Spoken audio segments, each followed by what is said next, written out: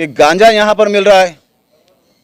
आप चले जाइए, मकामात मालूम है, आप पत्रकार लोग हैं कि गांजा कहाँ मिल रहा, अफीम कहाँ मिल रही, गैर कानूनी तरीके से शराब फरोख्त किए जा रहा, शराब की दुकानें सजी हुई है। क्योंकि उन पर इसलिए हाथ नहीं डाला जा रहा कि वहाँ से एक मोटी रकम जो तो हासिल होती है। देखिए, खासदार साहब क्यों खामोश हो गए थे इसके बारे में तो वो ज़्यादा बेहतर बताएंगे। खासदार है, बड़े आदमी, हम छोटे मोटे लोग हैं, छोटी मोटी पार्टी है, ऐसा उनका भी कहना है।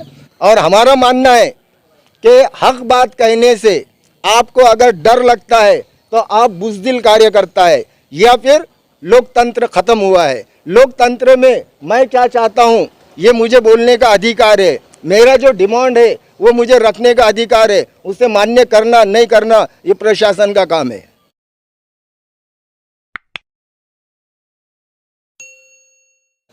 आज हमने विभागीय आयुक्त के मार्फत माननीय गृह मंत्री श्री दिलीप वळसे पाटिल, इनको हमने एक निवेदन दिया है।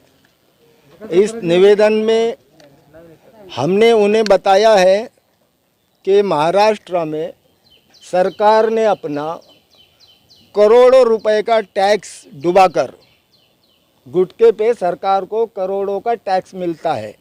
सरकार ने लोग कैंसर से दूर रहना, लोगों को बीमारी नहीं होना, इसलिए करोड़ों रुपए का टैक्स डुबाकर महाराष्ट्र सरकार ने महाराष्ट्र में गुटखा बंदी की है। लेकिन ये सिर्फ ऑन पेपर है। असल में हम सब जानते हैं कि पूरे महाराष्ट्र में पुलिस और अन्य भेषज विभाग के आशीर्वाद से गुटखा बिक्री चालू है।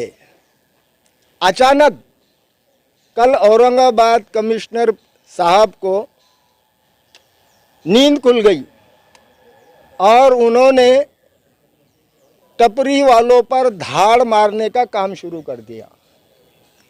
इसमें औरंगाबाद में 100 से ज़्यादा छोटे टपरी चालकों को गिरफ्तार किया गया और उन पर जो है सेक्शन 328 जो सेक्शन जो है तो जहर देने का सेक्शन है, जिसको औरंगाबाद हाई कोर्ट ने ये सेक्शन लगाने से पहले मना किया था, लेकिन उसके बाद सुप्रीम कोर्ट ने इसको कंटिन्यू किया। सवाल ये है कि गुटखा बंदी होना चाहिए, हम गुटखा बंदी के विरोध में नहीं है, लेकिन हमारा साफ साफ इतना कहना है, एफडी डिपार्टमेंट और पुलिस डिपार्टमेंट, इनको क्या पता नहीं है कि ये गुटखा कहाँ बनता है? इनको क्या पता नहीं है कि ये गुटखा औरंगाबाद में कौन लाता है, कहाँ लाता है? और करोड़ों की जो गुटखा माफिया जो है ये उलाढाल कर रहे हैं। हमारा कहना महज सिर्फ इतना है कि गुटखा बंदी आप ज़रूर करो, वो होना ही चाहिए, लेकिन इसमें जो है तो छोटे छोटे टपरी चालक जो है, जैसे कि हम सब जानते हैं कि हम बहुत दिनों से कोरोना से जूझ रहे थे और आज भी हम उसमें परेशान हैं।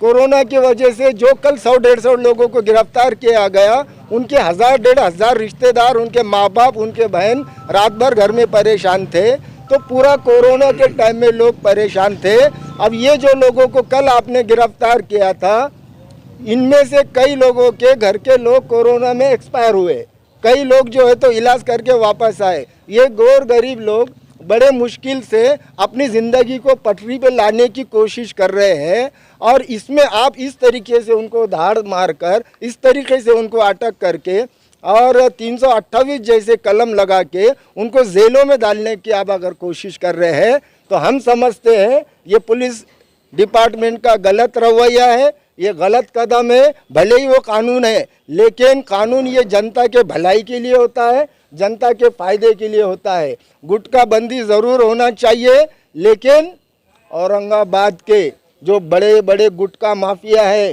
जो करोड़ों रुपए इसमें डालते हैं और करोड़ों रुपए इसमें से निकालते हैं, वो गुटखा माफिया को आप अरेस्ट कीजिए।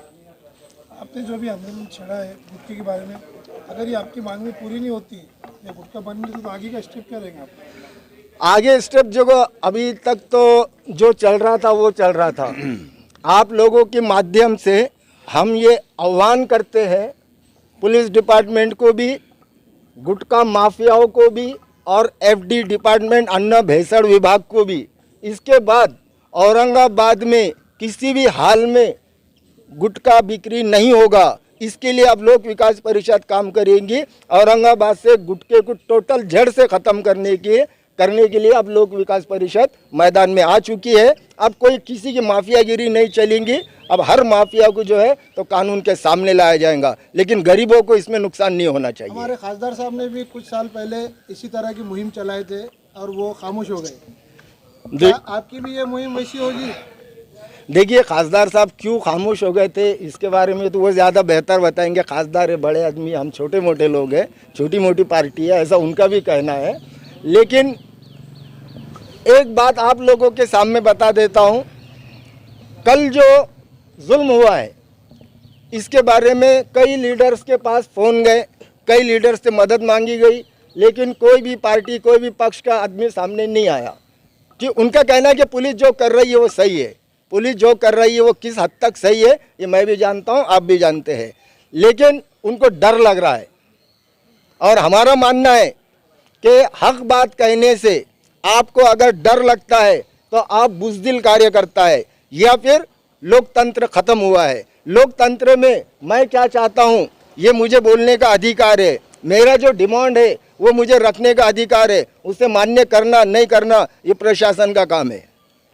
सर, शहर में ऐसे भी चर्चाएं चल रही है कि गैर कानूनी काम जितनी भी है ये हफ्ता वसूली के जरिए चल रहे हैं, क्या आप इसको सही मानते हैं? देखिए, बगैर हफ्ता वसूली के तो ये काम नहीं होता, लेकिन इसके कोई हमारे पास सबूत नहीं है, इसलिए हम ये डायरेक्ट इल्ज़ाम तो किसी पे लगा नहीं सकते।